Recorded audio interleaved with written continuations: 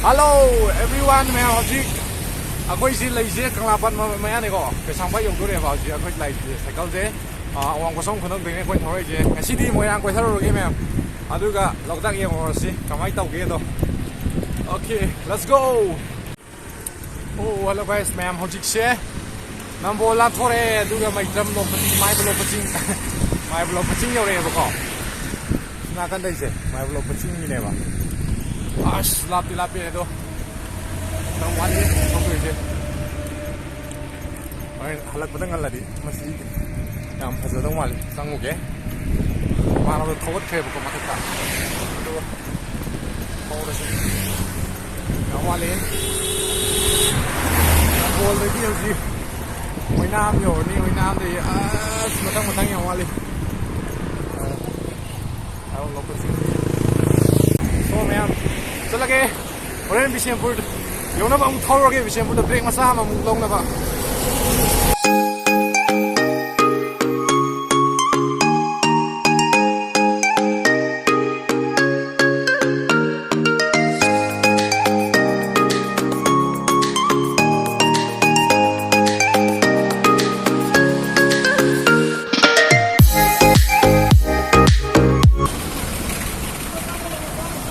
Bro, mà không rẻ. Umok mẹ mà đang qua cài đều chứ. Umok mẹ chứ. Đi xem bút umok phải nó mà đang cài đấy mẹ không.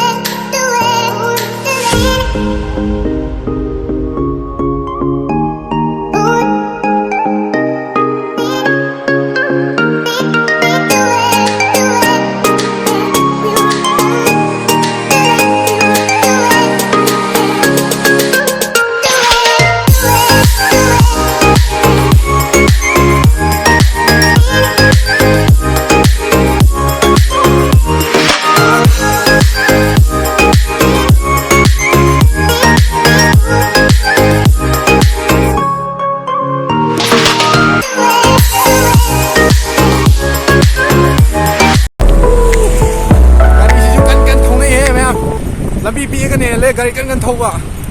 ada ama ji ware maning de tam thore bako okay ma'am chi nungai re ai di ham ji hada lak bi ti daw min na ne yam nungai ri bo ji do lambi sang wei ne ma lambi sang na thau da bagi khara wa ne ma si toi je ado holen halak padana ngen nungai du ne kai na ga loi thugai bo loi ra ne ma sal je bi chakhi da sang chale le te thogala ni na ka ado holen yo kan da thogala pai do au da khang ne ba ngasi Thanga su koithara ni ko aduga Sendra Thanga eating loi changa dei ne one day trip ni bani lai ngasi aduna moyang ni koi bia kai koi ra ni nang ngadi ko nang bagai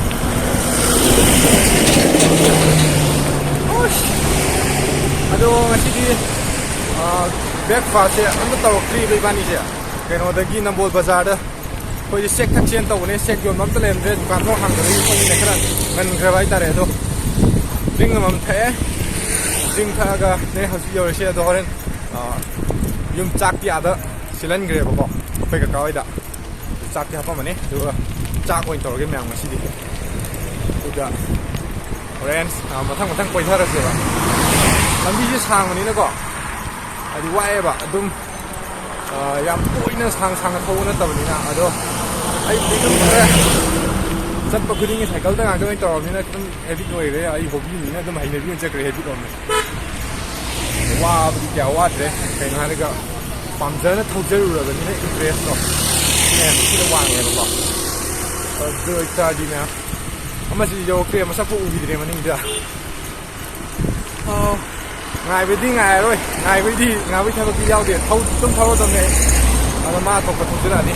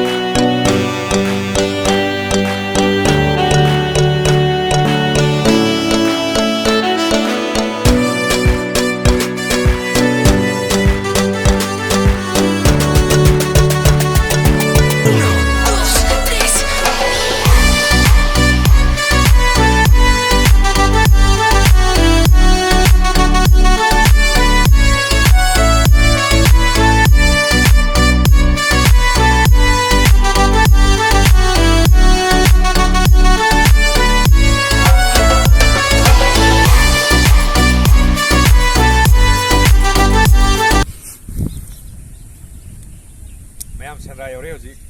ꯌꯦꯡꯉꯣ ꯚ꯭ꯌꯨꯗꯣ ꯐꯖꯗ꯭ꯔꯦ ꯌꯦꯡꯉꯣ ꯊꯝꯕꯥꯜ ꯃꯌꯥꯝꯁꯦ ꯑꯗꯩ ꯑꯥꯗ ꯏꯅꯦ ꯑꯃꯁꯨ ꯊꯝꯕꯥꯜ ꯈꯔ ꯌꯣꯟꯈ꯭ꯔꯦ ꯁꯦꯟꯗ꯭ꯔꯥꯒꯤ ꯚ꯭ꯌꯨꯁꯦ ꯌꯦꯡꯉꯣ ꯃꯌꯥꯝ ꯆꯂꯥꯏꯇꯔꯦ ꯊꯤ ꯐꯤꯔꯥꯟꯗꯤ ꯎꯞꯅꯩ ꯐꯖꯅ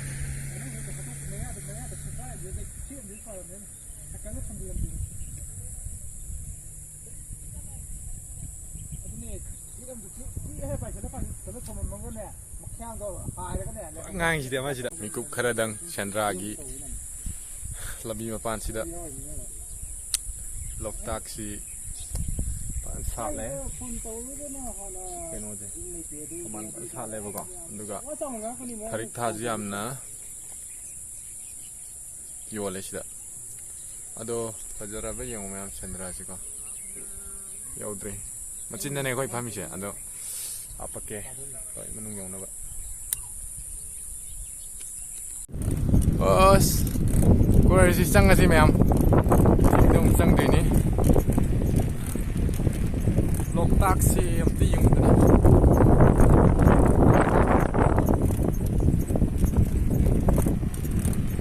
Let's go sida piran ꯌꯥꯝ ꯌꯨꯡꯉꯦ ꯀꯩꯒꯤꯅꯣꯗꯤ ꯈꯪꯗꯦ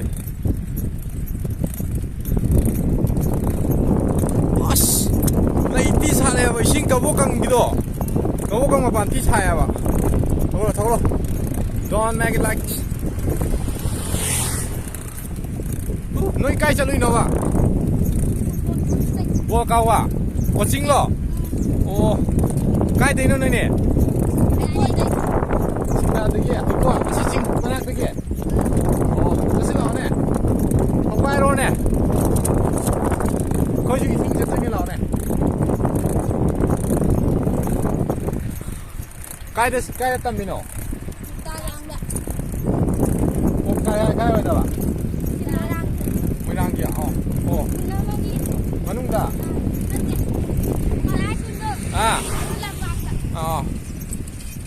ꯃꯣꯏ ꯄꯥꯔꯇꯤꯁꯦ ꯅꯩ ꯉꯥꯛꯇꯅꯦ ꯌꯦꯡꯉꯣ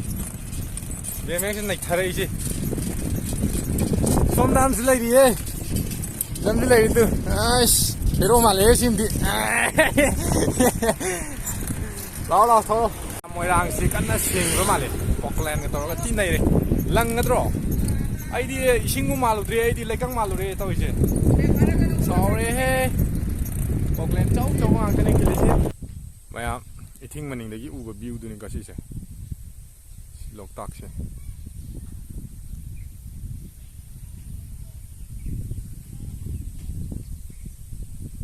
ꯃꯤꯁꯦꯜ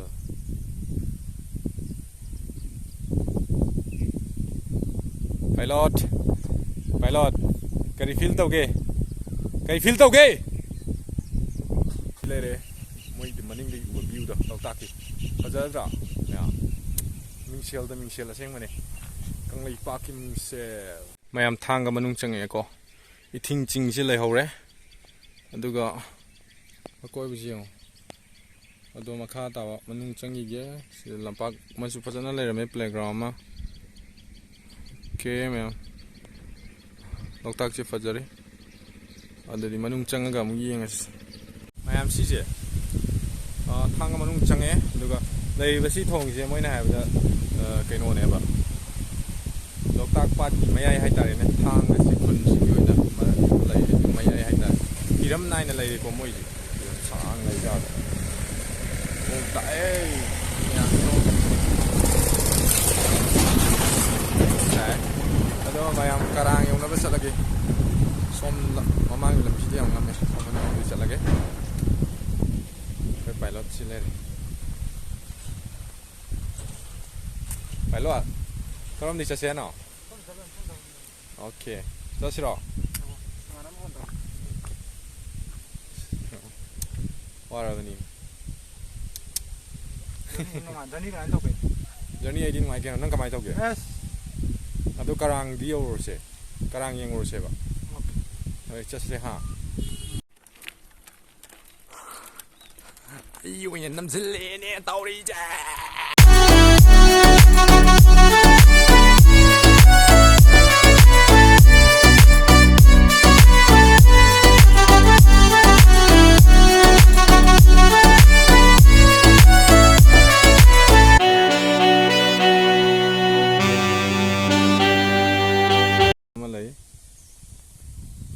camera phone day number ni nam phada karang ne alai ching che myam nang sidra tak na magul lai na lai se hi myam ojik Sendra tourist spot ma thak to adu ne karai chi wa hala bane thore thang ko yore nu thole tourist spot se kuire lak ta ba go nang si di lai ngai si di yeng si myam ka yeng si ko let's see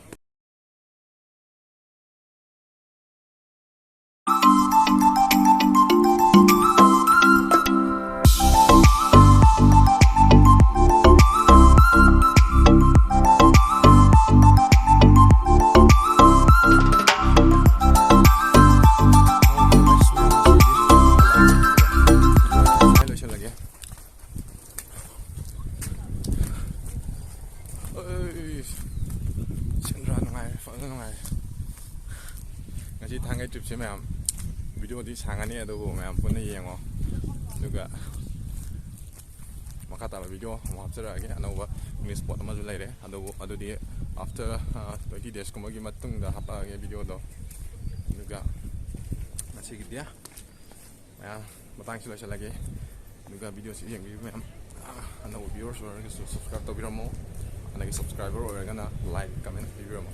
jadi atau ngasih trip sekamain tahu yang nak kari kendi ba. Okay everyone, bye bye, see you on next vlog.